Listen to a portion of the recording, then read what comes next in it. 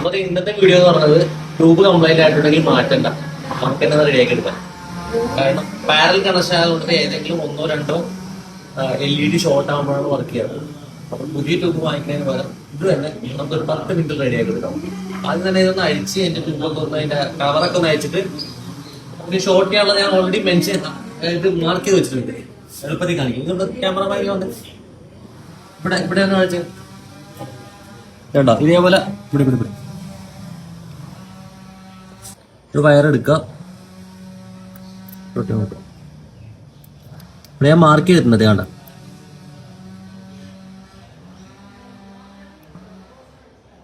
ഉണ്ടോ?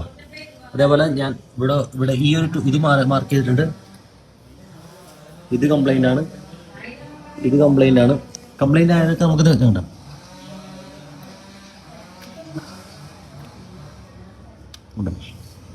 ഇത് കംപ്ലൈന്റ് ആണ്, ഇത് കംപ്ലൈന്റ് ആണ്. 1 2 3 4 4 കംപ്ലൈന്റ് ഉണ്ട്. അപ്പൊ ഇതൊന്ന് എല്ലാം എങ്ങനെ ചെയ്യണമെന്നുള്ളത് കാണിച്ചു തരാം കേട്ടോ.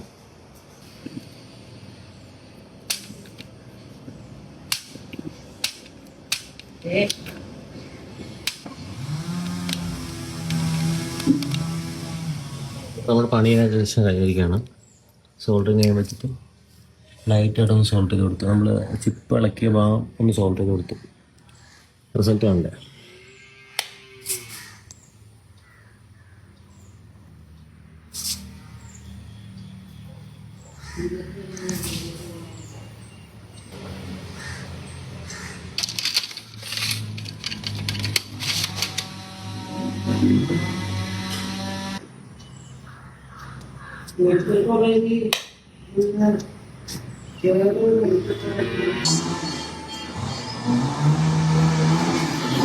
മേളിൽ കയറുമ്പോൾ സ്വിച്ച് ഇട്ടിട്ട് കണ്ണ് കണ്ടി മേളിൽ കയറണം.